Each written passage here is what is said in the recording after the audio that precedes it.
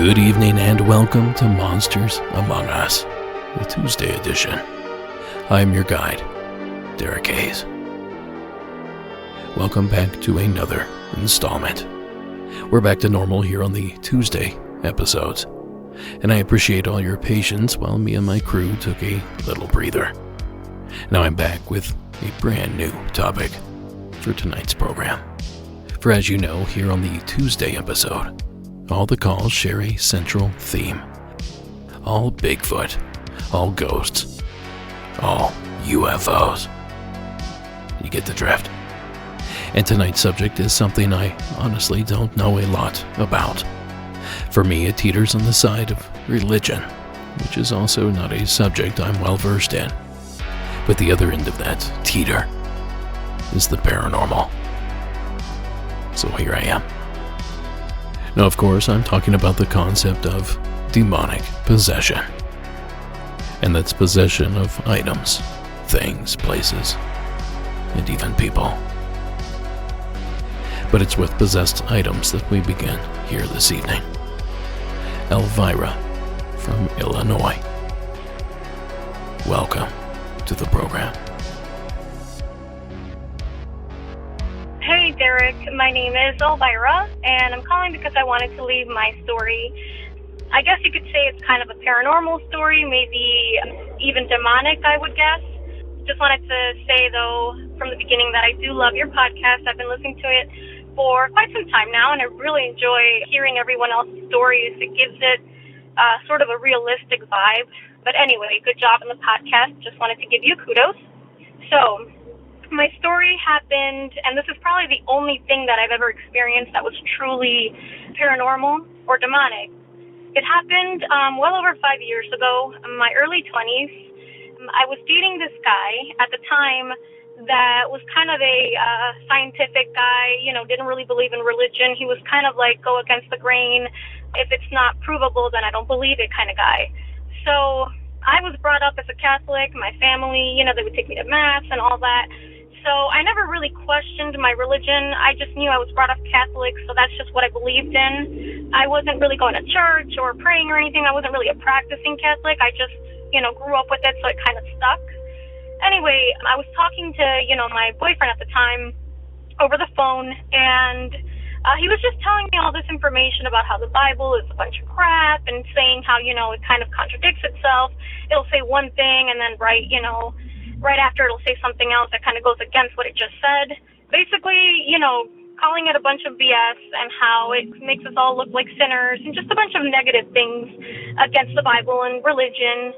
So me, I had never questioned my religion. I just kind of was like, okay, I was listening to everything he was saying, and I guess it kind of stuck with me. I was like, wow, you know what? He's got a point. I never realized, because I never read the Bible, I just never questioned it. So we hung up, and that night I went to sleep, and maybe a few hours, not even, I got woken up. And now I got woken up because my bed was shaking. Now, it wasn't shaking like Exorcist up and down crazy either, but it was shaking. And it woke me up. Immediately I freaked out. I didn't know what the heck to do. I had the blanket pulled over, the covers were pulled over my eyes. I really wanted to see. I was curious, but then part of me is like, you know what? I don't really know if I want to see that. But the only thing I could think to do was like, you know what? I'm going to start praying. It's the only thing that came to mind. So I started praying, and mind you, I don't know any prayers fully. I don't know anything. I just started blurting out all the holy things that I knew, any bits and pieces I could muster up. And then I started praying, and the shaking did stop momentarily. And I was wide awake. I'm like, okay, did it stop? I was too scared to pull the covers back because I didn't want to see. And it started up again shaking. So the only thing I could do was, again, just pray. And I started praying again.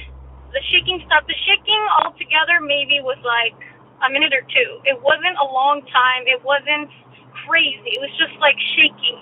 Kind of like a massage chair would feel, something like that. It was shaking. I was fully awake. So yeah, the shaking happened twice, and then after I prayed, it went away.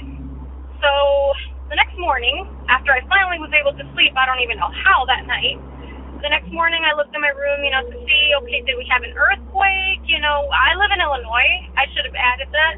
So, earthquakes are not common, but they do happen every so often. I checked the news, the weather, all that. I asked my family members, I'm like, did you guys feel anything? Was there an earthquake? Nothing of the sort. And nothing fell. So I couldn't really question what it was, because if it had been an earthquake, then perhaps things would have been on the floor, something like that, or it would have at least been on the news. I can only assume that what I experienced, and the closest thing I can, describe it, is kind of like a falling from grace.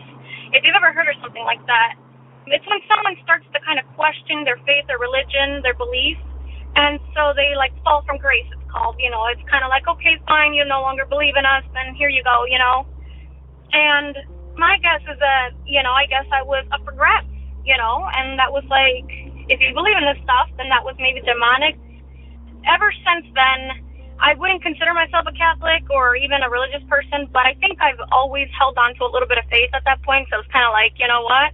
I really don't want to experience this again. Let me just hold on to the what if, because even though I didn't see anything, just that experience alone to me made me think, okay, something is out there, whether it's godly or demonic, I don't know, but something is out there, and I don't want to experience anything like that again. I do love all the supernatural, paranormal stuff. I will say I'm a skeptic when I need to be, but I know that there's things out there we can't explain. So I always keep that in the back of my mind. I try to reason as to why things happen. I just could not figure out a reason. That's the only thing I've ever experienced since then, and this was over 5 years ago. I haven't experienced anything. I know I was fully awake. I know what I saw, what I felt. So I know that this was real to me. My imagination is just not that good, unfortunately. But I wanted to share my story because I figured, if anyone else has experienced something quite like that, as far as falling from grace, or something like that, where they felt like they were officially in the hold of something demonic, once you give up faith, is that how it works? I've always found it interesting, so I wanted to give you my little piece of information and see, if anyone else has experienced it, or just to kind of pass on the information. Anyway, great job on your podcast, and I hope to continue hearing some more awesome stories. Bye. Thank you, Elvira. No, I, too, am like the guy you dated. I need some sort of proof. Not just for the paranormal or for religion, but for everyday life as well. Bring the receipts, as they say. But that doesn't mean some unseen force wasn't shaking Elvira's bed. I very much believe that she had that experience. But outside of loud construction work going on outside her home, or a low and slow earthquake that no one seemed to notice, I am out of suggestions. But we do thank you, Elvira, for sharing here with us. Now, folks, when we return, more possessed items, and later places that seem to be controlled by some unseen force.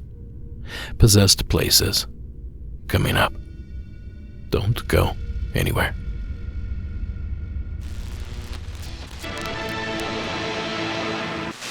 Are you ready to take on the ultimate? Said it wants to raise $80 million to fund the S&P plus 14. Now, as promised, more possessed items. Please welcome Frank from New York back to the program.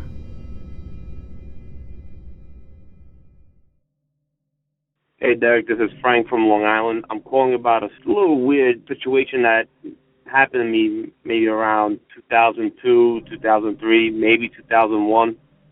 So we've had this cable box for many years. It was an old school Tocom.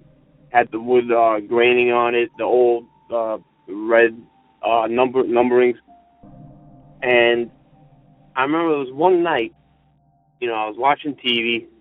I went to sleep, I turned it off, and all of a sudden I heard it, just the cable box click on. It had that distinct clicking noise. Anybody, you grew up in the late 80s and 90s, you had those old school cable boxes.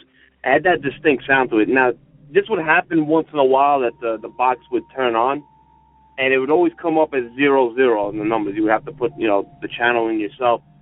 And I remember one night it clicked on, and it said hi.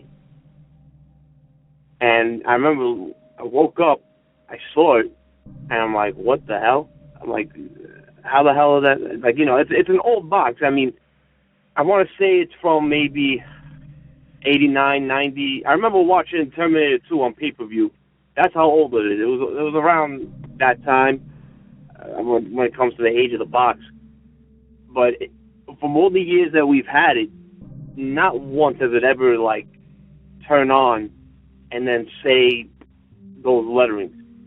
At first, I thought I was getting tracked. It was a hot box. If anybody don't know what a hot box is, you could pretty much watch whatever channel you want pretty much for free. And I remember back in the day, they would have those websites where you could rat people out and have their cable box turned off. So I thought oh crap, somebody's onto us. We're gonna get our cables shut off. But I remember I left it on overnight, and when I woke up in the morning, I took a picture of it. Just back in the day when color cell phones had just come out. So I was showing all my friends and some family members, and they were like, "What the hell?" There's cable boxes at that time that you would turn on and you would say hello, whatever. But I was just perplexed because of how old it was. I've never seen anything like that happen before. And even my friends and family were like, yeah, that's weird. How the hell would that happen? I mean, I'm sure this might be a possible explanation for it. I don't have an explanation for it. I didn't feel anything sinister or feel any uneasiness around when it happened. I just thought it was so weird. Maybe you can explain it. I mean, I looked up online on Google and forums, even just to this present day, because I still think about it once in a while. Like, wow, I still can't believe that happened. And nobody, even on Reddit forums, nobody could explain it. But yeah, that's my story. Hope you can use it. Love the show. Thanks. Have a good night. Thank you as always, Frank. This one could go either way.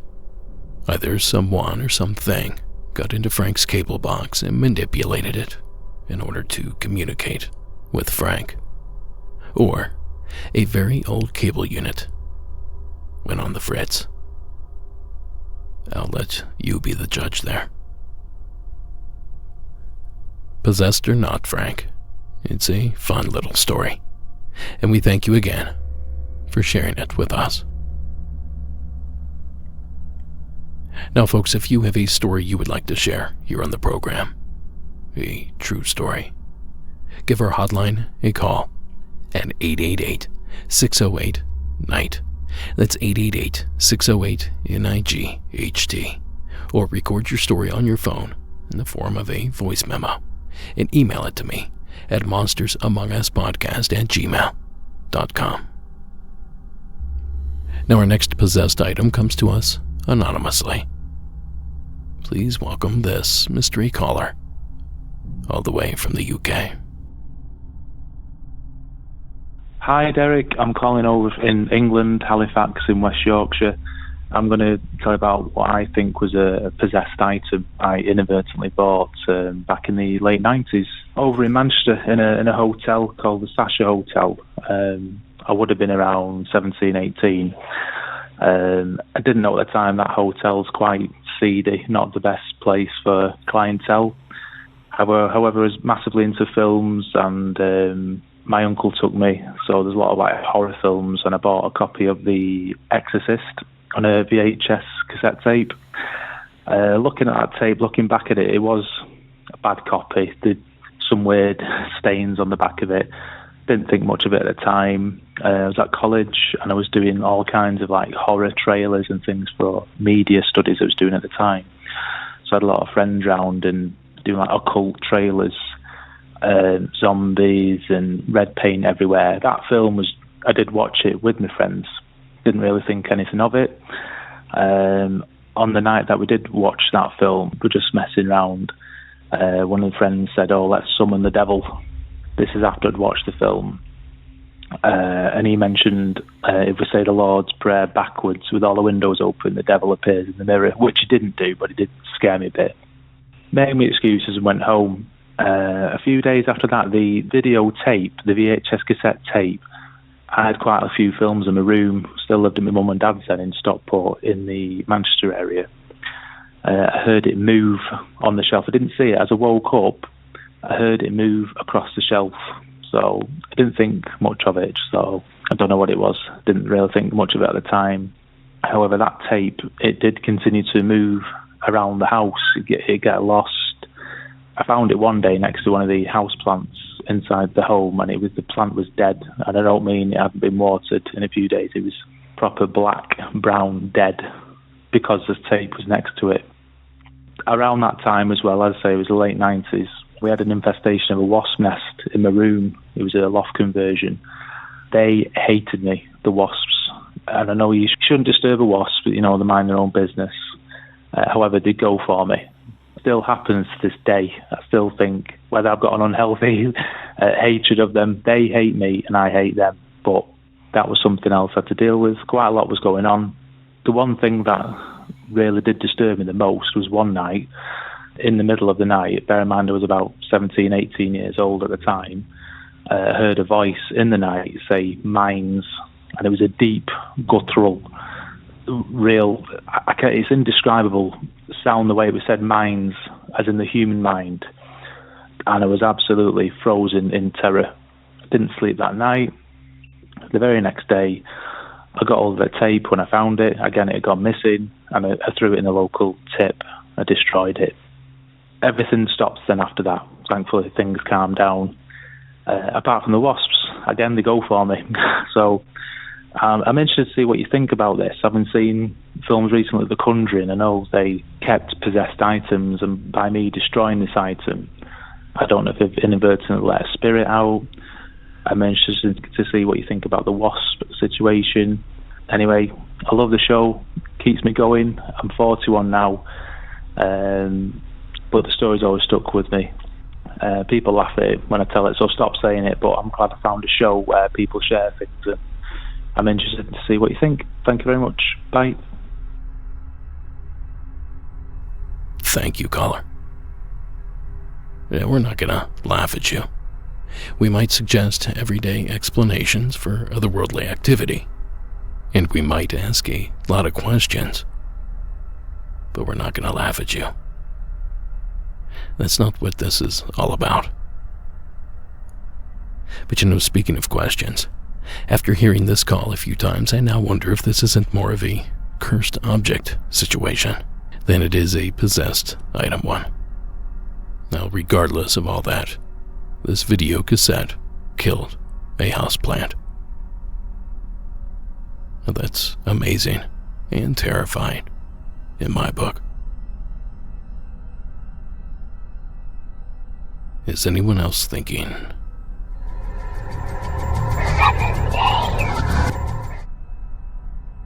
Now let's take another quick break. But I have all kinds of possession stories waiting for you on the other end. I'll be right back.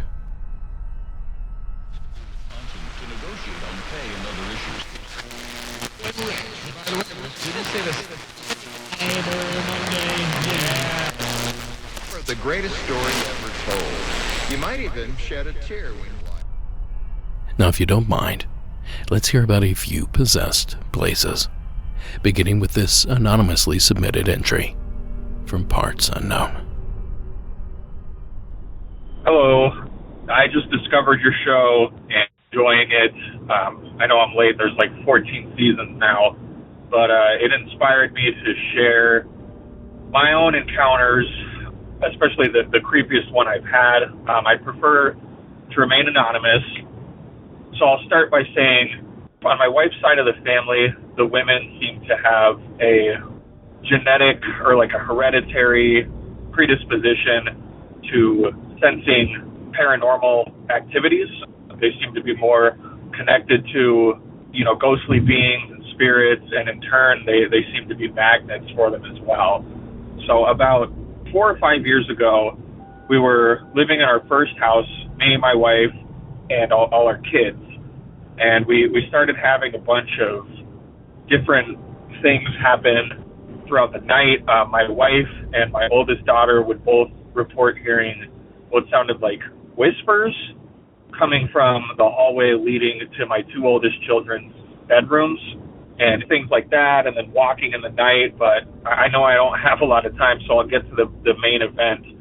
I mean, in short, I'm a Christian. In the Bible, Jesus gives us power over demons. So whenever my wife or kids would report hearing anything, I would go and clean it, quote unquote. I would go through and, tell them they're not welcome here, seal it off in the name of Jesus, and that seemed to end it.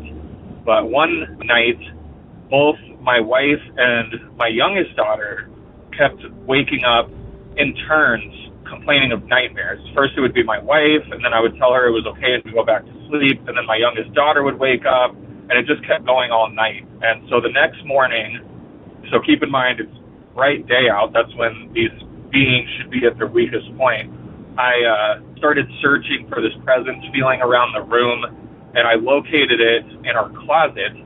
And so I approached the closet, I opened the doors, and I felt around some more, and I could feel it at its strongest point in a corner of ours. And so I went through my regular spiel. I made the sign of the cross. I told it wasn't welcome here and to be gone. And I'm getting shivers just thinking about it. As soon as I had finished, I can't really explain it because there was nothing visible, but I felt the presence rush towards me, and I could feel something. I mean, it was inches from my face. I could almost see it staring back at me, and it sent shivers up my spine and gave me chills and just a sick feeling in my stomach. I'll be honest, I had doubts about my ability to handle this thing for a few moments. But long story short, I bared down, and, me and this entity, whatever it was, my wife and I took to calling it a sleep demon. I kept blessing the area with the cross and going through my scriptures, and eventually I felt the presence leave, and luckily we have not been haunted by that thing since then. So that's my story, and thanks. Hope to hear it on the show. Thanks, caller. So what do you think, listener? Was this closet possessed by some thing? A sleep demon, if you will? Or was this something else? Just like with possessed items, it's very difficult to discern between a possessed closet and a haunted one. What's the difference, really? But man, does it make for a spooky story, either way. And for that, we thank you, mystery caller. And I hope whatever it was, it left for good.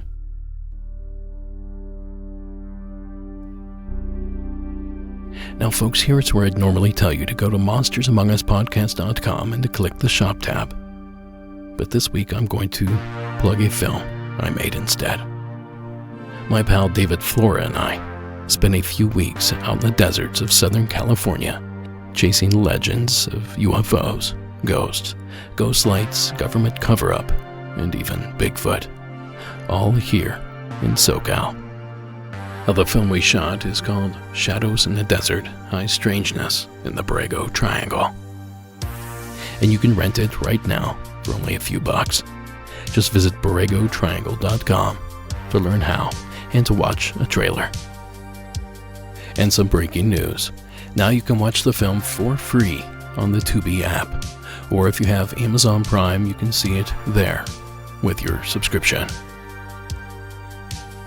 I think you should check it out if that sort of thing is up your alley.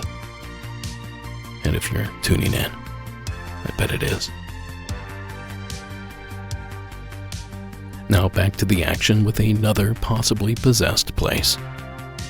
Look at that. 3 unidentified colors in a row. Not my best work. Nonetheless, please welcome this anonymous caller from the state of Indiana. Hi, I am from the south side of Indianapolis. I'll keep my name anonymous, but this happened January of 2021. I'm in the National Guard, and I was up in Fort Custer, Michigan for a course up there. We were in between phases for this course, and we had like 3 days that we kind of had to ourselves while the instructors were getting the course put together, and just so we could have a break. And my ex-girlfriend, also from Indiana, had come up just to spend some time with me while I was up there, and she'd gotten this Verbo house. Now, I don't know if this happened, but this was a time where I was drinking heavily, and I think it was the second or third night that she'd been there. I feel like I slept the whole night, but based on what she told me, I was sleeping pretty fitfully. I was moving around a lot. She said it looked like I was almost like fighting something in my sleep. So she said that she had gotten up and sat down next to the bed, and she started praying.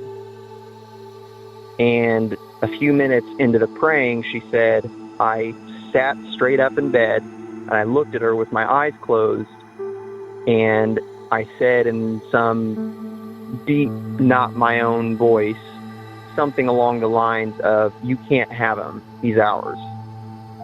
And I laid back down. Now, I didn't hear about this until several months later when her and I ended things. Now, I don't know if it was the house that she had rented out for us, the vacation rental that she'd gotten for us. I mean, it was pretty creepy. It was an old house. It was the guest house, actually, of a main house. A lot of old trinkets and stuff. I mean, it was an old wood panel for the interior walls type house, and there was a bunch of old trinkets and antiques around. And like I said, I was drinking pretty heavily at the time. Thank God I'm sober now. And heavy alcohol use has a tendency to make sleeping more difficult. So I don't know if that had an influence on what happened. I really don't know. I mean, really, it's kind of like the only paranormal-esque experience that I've had that I know of. But I was listening to your show and listening to the podcast, and I just had that thought pop up in my head, just that memory of when she had told me that. So, yeah, that's all I got. I really love the show. Keep doing what you're doing.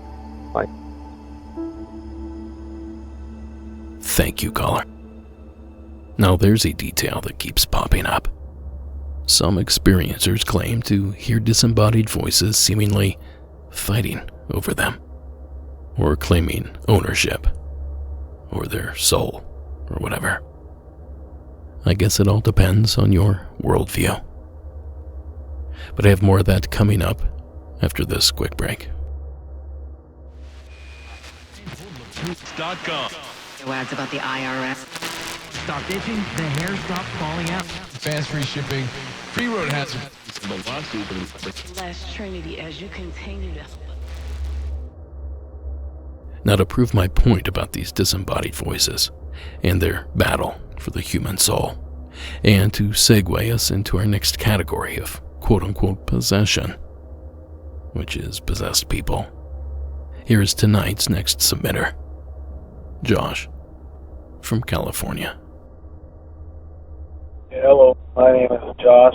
I'm from Sacramento. I'm from San Francisco. That's where I was born and raised in Daly City. And adjacent to Daly City, there's another little city called Colma, California. And there's a lot of cemeteries in that town of Colma.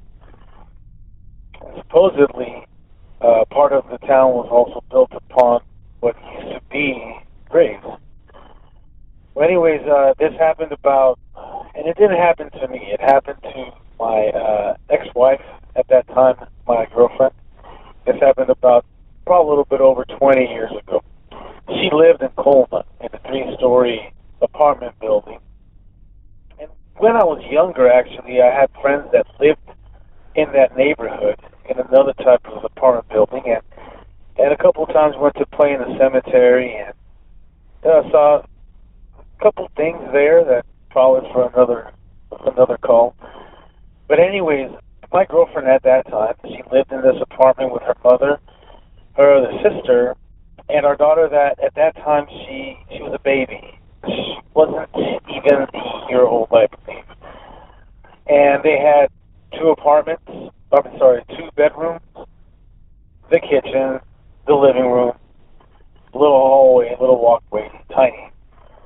Anyways, that night I visited, I watched the movie on TV, I left, and she recounted what happened to me that night, the following day. And what happened was this: she says that she was asleep in her bedroom. She shared a bedroom with her daughter. Next bedroom over slept her mother and her sister.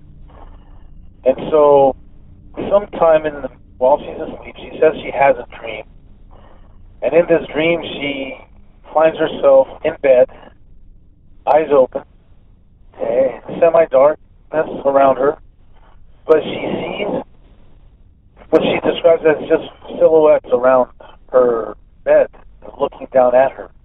This dream wakes her up, and she got scared, wakes her up.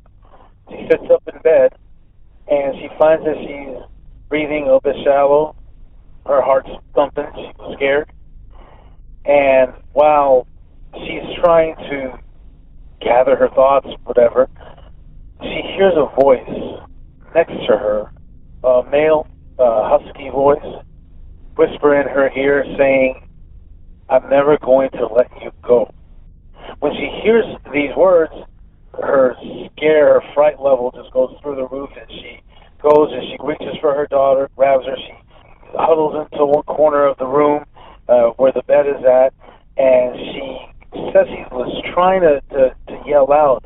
At first she couldn't, but finally she's able to get her voice back, and she yells out for her mother. The mother runs into the room, turns on the light, and she says, "What's going on? What's going on?" And she can't explain at that moment exactly what happened. While the mother is trying to get out of her whatever is the issue, down the hallway in the living room, they start hearing something. And what it is they had for the baby a little Tickle Me Elmo doll. And that doll, I remember also, would tickle his stomach or something and would start saying things like the pull the string type dolls that would talk. Well, anyways, from the living room, Tickle Me Elmo starts talking, saying, "I feel fine, I feel fine, I feel fine," something which we realized later that it wasn't part of his vocabulary, what they had programmed for him to say. So my girlfriend tells her mother, "Go turn that off, go turn that off." So her mother heads out of the room, walks down the hallway. Her mother later told me that as she's walking down the hallway, she's feeling this, like hands, if you will, pulling back on her, trying to, we figure, prevent her from getting to the living room where Elmo is talking. Her mother says that she fought through it, got to the living room, grabbed the doll, and she was looking frantically while Elmo is talking, looking frantically to where the batteries are at, because she had no idea how to turn it off. So she finds the cover, pulls the cover off, yanks out the batteries, but Elmo keeps talking for just a little bit more, saying the same thing, "I feel fine, I feel fine, I feel fine." Eventually, he stops. Mother walks back to the bedroom. They're religious, a family, and so she uttered a prayer, whipped out the Bible, and started reading some scriptures or whatever to, I guess, calm her daughter down, calm my girlfriend down. And they were able to, after an hour or so of talking about it, whatever it was, she was able to get some sleep. So that was the event that she experienced. And the funny thing is that we got married a few years after that when our daughter was 6 years old. And we moved to Sacramento, to Elk Grove, California.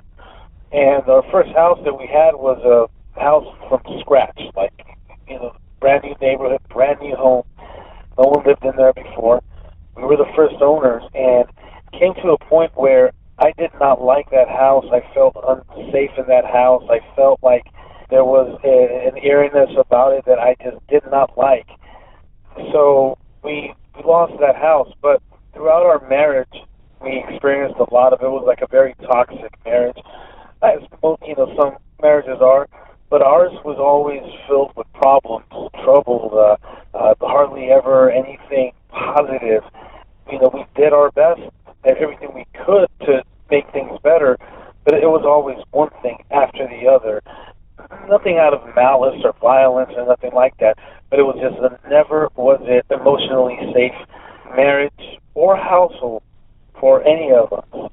And now, as I said in the first part when I first called in, she's my ex-wife, we're divorced. So we're divorced now, and like I was saying, through the years, we've experienced things on separate occasions, and I sometimes wonder if there was or is, I don't know, some sort of entity or just malevolent spirit or something that actually has been following her or us. The fact that this voice told her, I will never let you go. And all the problems that we've faced, certain things that have happened to us that are unexplainable or are perhaps of the paranormal ambient, I don't know. I don't know if it is something that has attached to her, to me, to us. But that is what happened to her a bit over 20 years ago.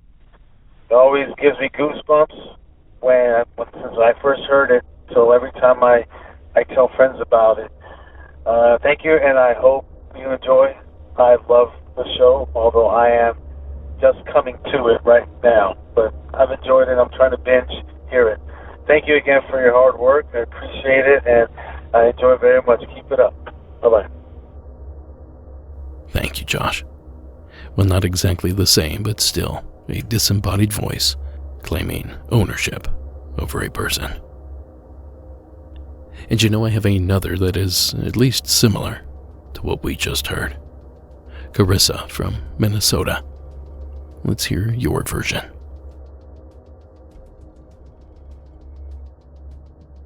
Hi, Derek. My name is Carissa, and I live in Minnesota.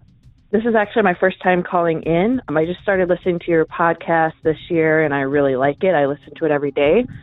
I do have an experience of when I think I was around 14 or 15, living at my parents' house. I was having a dream in the middle of the night. I don't know, it seemed something like a demon was trying to take over me. It sounds really weird, but I remember getting up in the middle of the night, and I felt like I was in a dream state, but I know I was still walking. And I went into the bathroom, and I looked into the mirror, and I pointed to the mirror, and I jabbed the mirror with my finger, and I said, "You cannot get inside of me." And I just said it very angrily. And then I walked back to bed, and I went to sleep, and I woke up the next morning, and I was just super surprised as to what just happened. I had no idea, so I didn't really share it with anybody until now. I'm 33, and I'm kind of telling people about it. So I don't know if you've ever heard of that happening before, but if you have, I'd be nice to hear. All right, thank you. You cannot get inside of me. Again, not the same, but similar. And that answers your question, Carissa. I have heard of something like that before, or at least similar. And now you have as well. Now, if you were to ask me to explain it, I'd disappear faster than a squatch in a pine grove. Because I just don't know. But we do thank you, Carissa, for calling in. Decade. Text the word income to 909. And 11 a.m. Sundays at 11:30 a.m. and 5 p.m. on Professionals, which makes this field a place of business. Now, if the previous caller, Carissa, wants yet another example of this phenomena, she's in luck, because I have yet another queued up. And I don't mind saying that this next call is pretty intense. So prepare yourselves. Brian from Florida. Welcome to the show. Derek, it's me again, Brian from Florida. I have this one incident that really happened to me after I started to believe. I told you other things before in the past. I believed after the fact that there are things, there's energies, there's all kinds of things, there's demons, whatever. But one night, I was asleep after I came back from my tours in Afghanistan, that I was laying in bed. I had just bought a house. I was actually a civilian at the time. I'd gotten out of the military, and I was a civilian. And I bought a house around the corner from where I was living from the other incidents you may remember or may not remember from past stories I told. But one night, I was asleep, and I guess it was sleep paralysis mixed with, I was actually attacked by what I believe is a demon. It actually attacked me around my throat, tried to enter my mouth. I remember fighting it. I was asleep, but I was awake, and I was fighting this entity trying to enter me, to possess me. And I heard it arguing, not with me, it was arguing with my God, what I believe in. And my God told him, which I believe in Christianity, it's a Christian thing, and my God said, you can't have him, he's mine. He will always be mine. He has issues. I heard my God even say, I have my own issues, but I belong to him. And I fought this creature off from coming down my throat, and then it went away. I remember waking up being so sweaty. From head to toe was sweaty. My muscles felt so exhausted from wrestling with this powerful entity trying to enter my mouth. And I didn't believe in any of this stuff before I went to war in Afghanistan, and I'd been to 2 other conflicts before that. And but I would love to talk to somebody about it. I never get to vent my things or give my ideas to anybody. Thank you. Love the show. Thank you, Brian. Now, I agree, this does sound like sleep paralysis. Many of the signs are there. And I sure hope it was sleep paralysis, because the thought of something like that actually happening in the real world is downright terrifying. Thank you again, Brian, for sharing your tale. And here we are, folks, tonight's final entry. Now, admittedly, this one isn't exactly a possession story, but once you get into it, I think you'll see why it fits in here. Also, I ran out of possession calls and needed to fill the hour. So here with a wild one is James, out of Texas. Hey, Derek. Good to talk to you. My name is James. I'm from Texas. I'm not a big fan of paranormal. I don't really believe in it. However, I am a Christian, and I believe in good and evil. And unfortunately, throughout my life, I've been plagued with being able to sense evil, knowing when it's around, and just everything on that end of it. But I first wanted to just tell you the story of how that started and just get your take on it.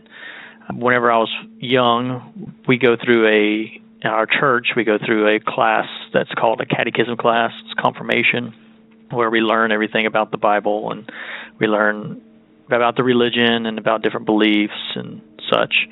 And it's about a 2-year course, and at the end you do a big public examination in the church, and then you pronounce your faith, and you basically confirm that you are a Christian believer in that church. Well, after I did that, and again, this was when I was young, probably around 11, 12 years old, the next night, or right around there, within a week, I was laying in bed, and I had a dream or a vision. I think these are more visions than dreams that I have had since then. But the vision was, I was laying in the bed that I was laying in, and the way the bed is oriented is my head was against the wall and across from my bed, so basically straight across from where my head is our closet. And I was laying in bed, and all of a sudden the room lengthened, and it stretched out. Well, the closet all of a sudden turned into almost like a portal, and out of that portal came a person. I remember him pretty descriptively. He had a red plaid shirt, almost like suspenders. He was pretty far away, so I couldn't really make out a whole lot right away. But, just he came out of this portal, and he said, "Follow me." And, I hesitated to say anything, so he said it again. He says, "Follow me." And so in my vision, I ended up following him, and then ended up, and this is weird, but old-timey computers, you have that blue screen where you have, that old blue screen of a computer. I kind of was flying through this dimension, if you will, and was seeing all these different negative visions on both sides. So I had, girls in bikinis that were tempting you. You had clowns, which I'm terrified of clowns. I've been for forever, that were laughing and cackling and, calling out to you. But then all of a sudden, another figure came up beside me, and it was a person. And this person was very bright. So, picture, I guess, an angel, if you will. And that angel grabbed me and said, "Hey, follow me." And so I grabbed a hold of his arm, and it was him. And we ended up landing on this ledge. It was kind of weird. And we ended up saying different phrases to these negative entities that were out there. And when we said it, these little green balls were coming out of our mouths, and they were hitting them and making them disappear, and so forth and so on. And I went through this. Then we knocked out all of the negative entities out there, and the angel guy turned around and looked at me, and he says, "Congratulations, you made it." And all of a sudden I woke up. And a couple of days after that first vision, I ended up having another vision, and it started the same way. The room elongated. A man kind of came out of a portal across the room from me. This time he was a little bigger. He was dressed the same, but just a bigger form, if you will. Well, he started saying, "James, follow me," again, and I felt uneasy about it, very uneasy about it. And I said, "No, I will not follow you." So he said it again, "James, follow me." And I said again, "No, I will not follow you." He said it a third time, and he said, "James, follow me." And at this time, I kind of felt that, I felt the evil. I felt that this was not the same. So I said, "Satan, get away from me." And he said, "No." And I said again, "Satan, get away from me." And he yelled back, "No." And that continued, I don't know how long, me just saying, "Get away from me."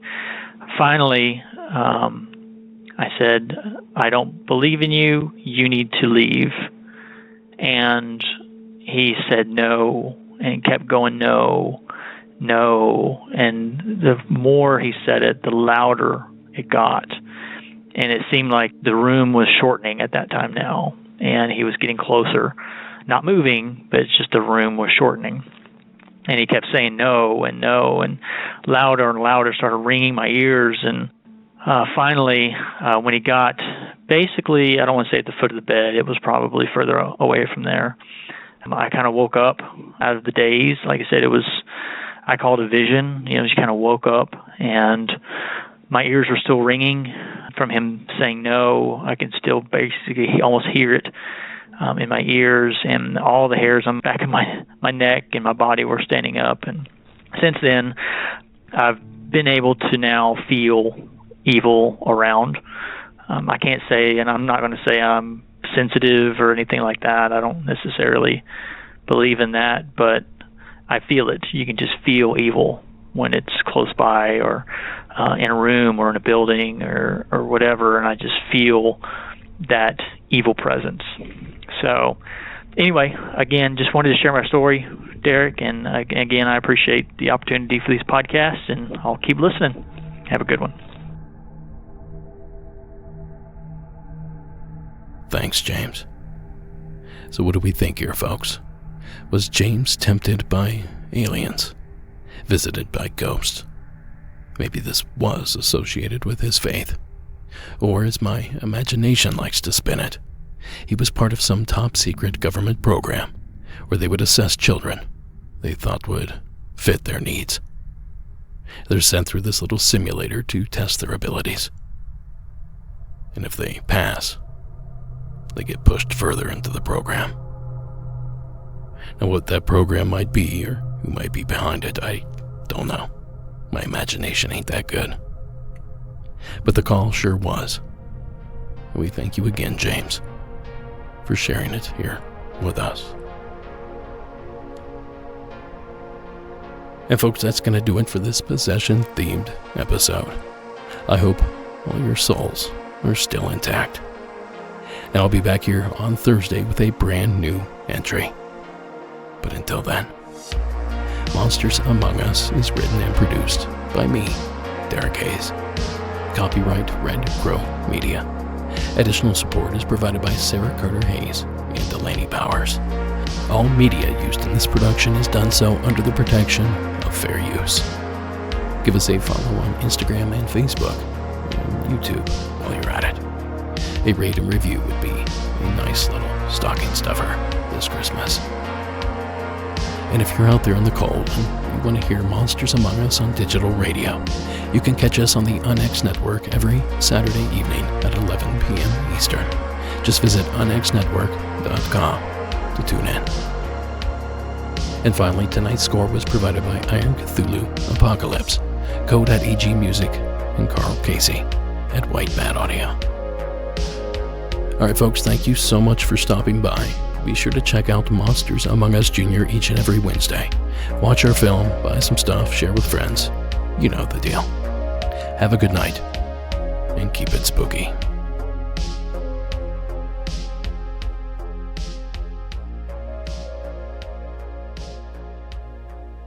Now don't go getting used to a secret entry on these Tuesday episodes. Outside of today, I won't do them. But on this occasion, the episode came up a little bit short, time-wise. I probably did some bad math somewhere, spoke faster than normal or something like that. It happens from time to time.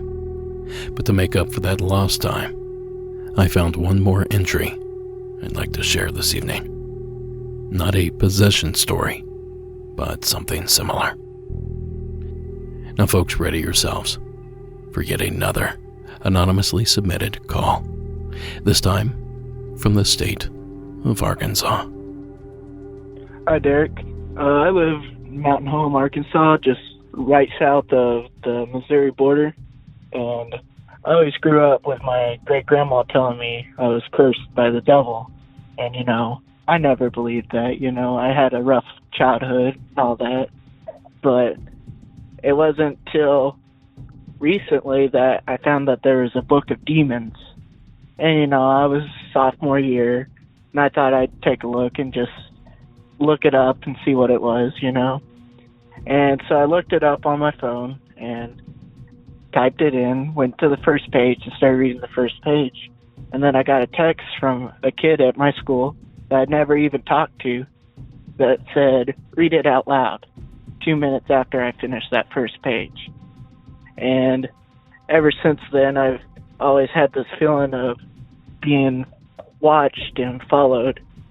And, you know, it's kind of weird, you know, just thinking about that I might actually have demons and stuff following me. But I don't know, I just thought I'd let you guys know that, see what you say. Thank you, caller. Now, in my opinion, that's a terrible thing to tell a kid. Granny better have brought the receipts, as I noted earlier, because I'm not buying it.